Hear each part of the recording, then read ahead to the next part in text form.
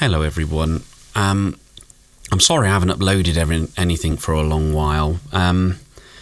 One of the reasons for that was I've had a few comments saying the quality of the videos hasn't been that good, and I'm hoping they're referring to the video quality rather than my content quality, but it could well be both. But certainly the video quality I can do something about, and what I'm going to do is use my Razer laptop rather than this old PC.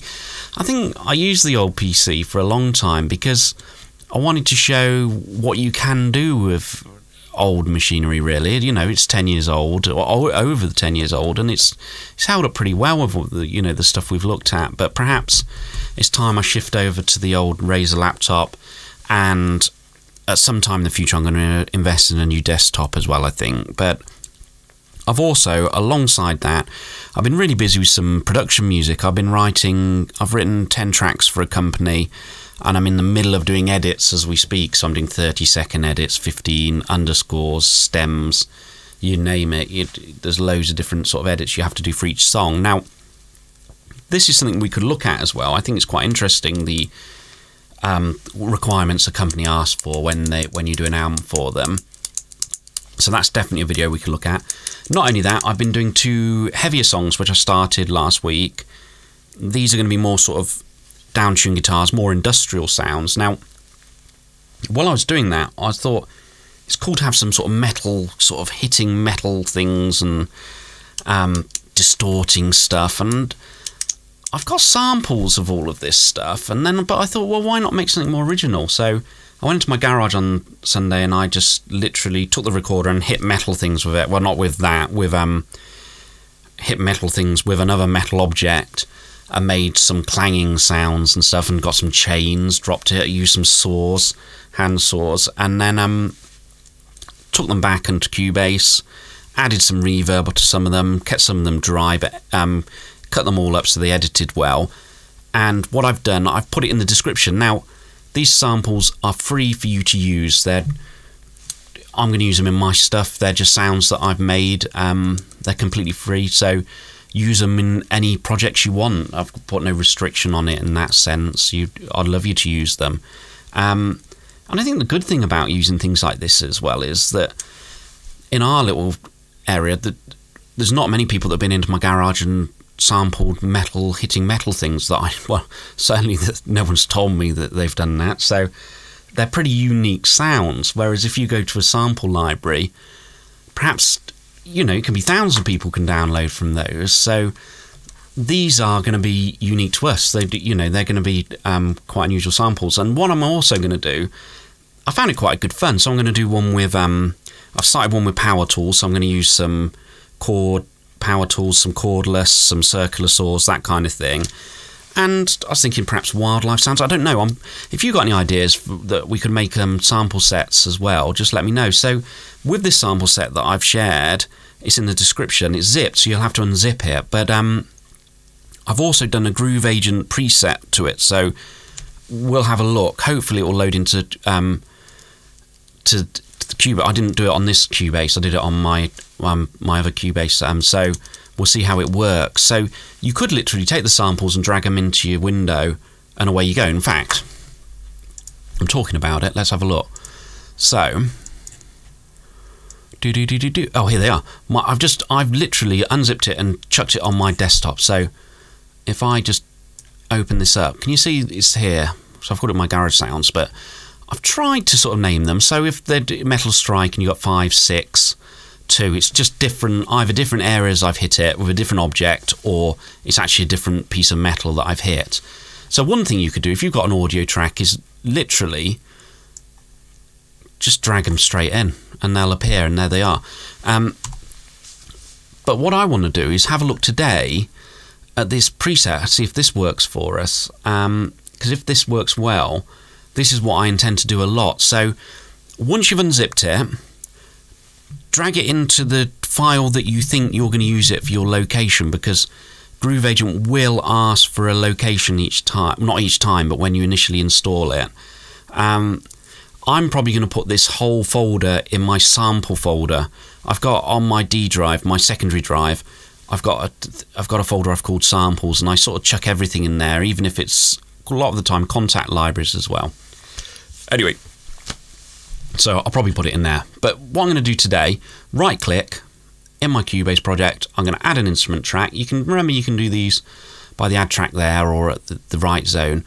Oh, it's on Groove Agent, so we're going to add Groove Agent, and we've got a blank Groove Agent. I'm going to hopefully drag that in over the top of Groove Agent. Now, for some reason, I have to do this twice. So I've loaded Groove Agent again. Well, not load it again. I've just called it up again.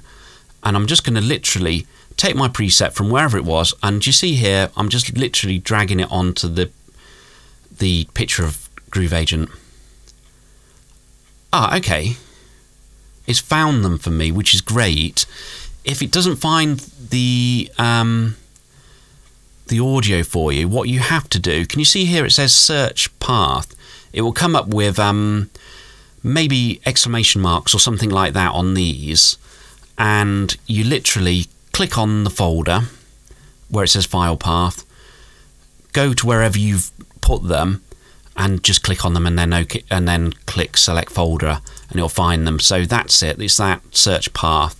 But it seems to have found them with me. Now what I've done 3 banks so far of these. This is again something that I probably will keep developing, but so far if we look at bank 1, well, in fact, I'll tell you what, we've done that now. We've used, I don't need this anymore behind, so let's get rid of this, and I'll just click on them. Okay, I've got my volume off, which doesn't help at all, does it? Okay, let me turn this up a bit.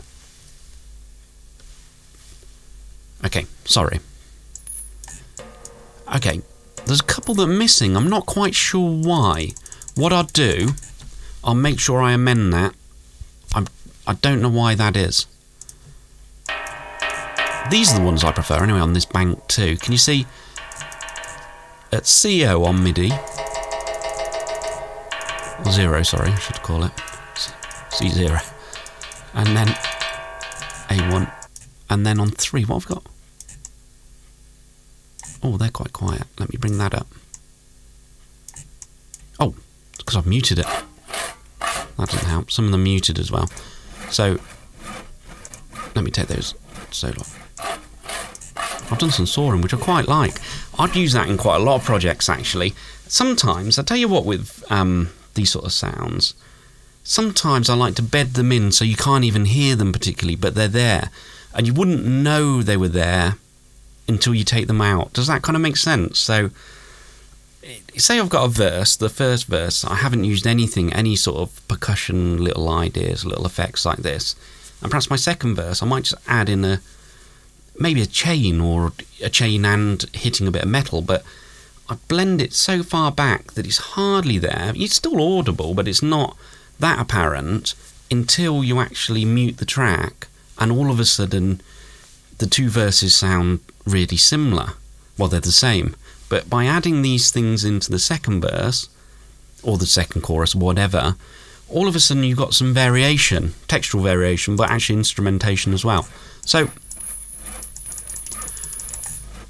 let's just have I'm going to show you on my laptop once in fact, I'll tell you what I'll do in a few days. Once I've got my laptop working, I've got OBS on there now, but once I've got it working properly, I'll show you the project I'm working on, which I think will probably be the best bet. But anyway, we've got Groove Agent set up.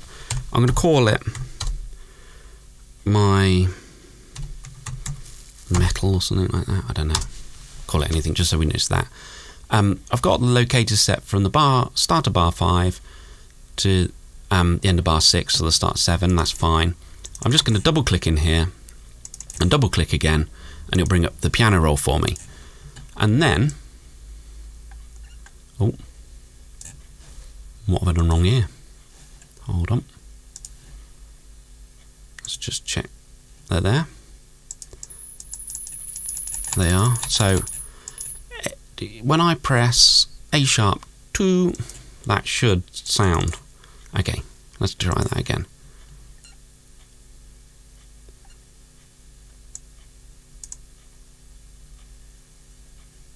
Oh, there they are. Couldn't find them for a minute. Okay, so this is that sample from the sample pack before. You know, we made that song. What I'm going to do, can you see now? Okay, it's probably a bit too loud, but I can use the velocity to bring this down a bit, and I'm going to use the volume after. Okay, so we got that. What else could we use? How about a bit of chain?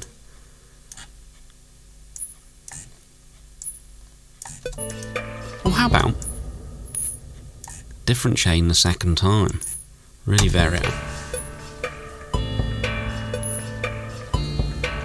Okay, that's a bit apparent at the moment, but what I'm thinking, bring the volume down a bit.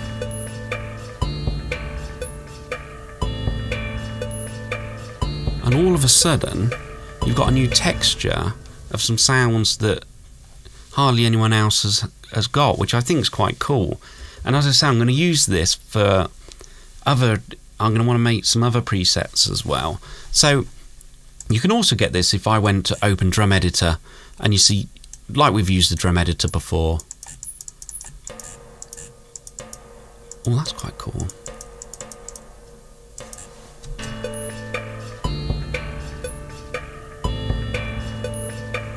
Okay, that one, what I might do, just bring the velocity of that one down.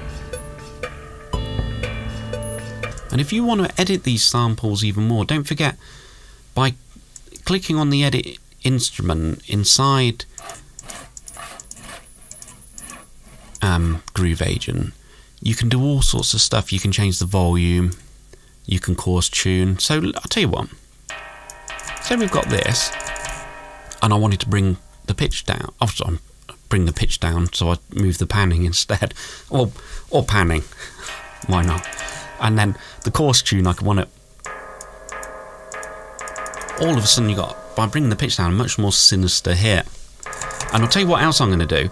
I'm going to add a shed load of distortion and stuff on these as well. Really smash these out when I'm do some stuff.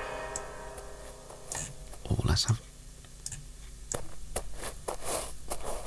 Even when I was walking to the garage, I went across some gravel, and I thought I'll sample that as well.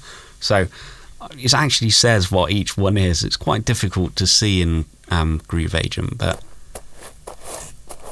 And don't forget, you got the sound envelope and all sorts of things. If have a look at our video before we did on Groove Agent on how we can change those. But all I wanted to show you tonight was basically just what I'd created, and I'm going to use this in my project, and I will share that with you on my laptop. But if you feel you could use them for anything, they've got any use to you, that's fantastic. They're there, they're in the description. You have to unzip them, chuck them into the area you want them, the direction you want them in. And like I say, sometimes when if you're using Groove Agent rather than just chucking them into your project, when you drag it onto Groove Agent, that preset, sometimes you have to locate it. So you press the little folder to locate the samples and then press search, and it should find them. As I say, I'm not quite sure why these two are misbehaving. I don't know if that's from what I was messing around with earlier when I downloaded it, or if it's on the pack itself. I will check that out, but I'll try and fix those. It seems to be two metal chains by the looks. But there's all sorts of stuff in there, and as I say, I'm going to make some more. I think that I've quite enjoyed making them, so if you can think of anything you'd like as well me to sample, I'll definitely do that. But I'm certain the next one I'll do a power tool set, and I'll share that with you. But good luck with them. Take care.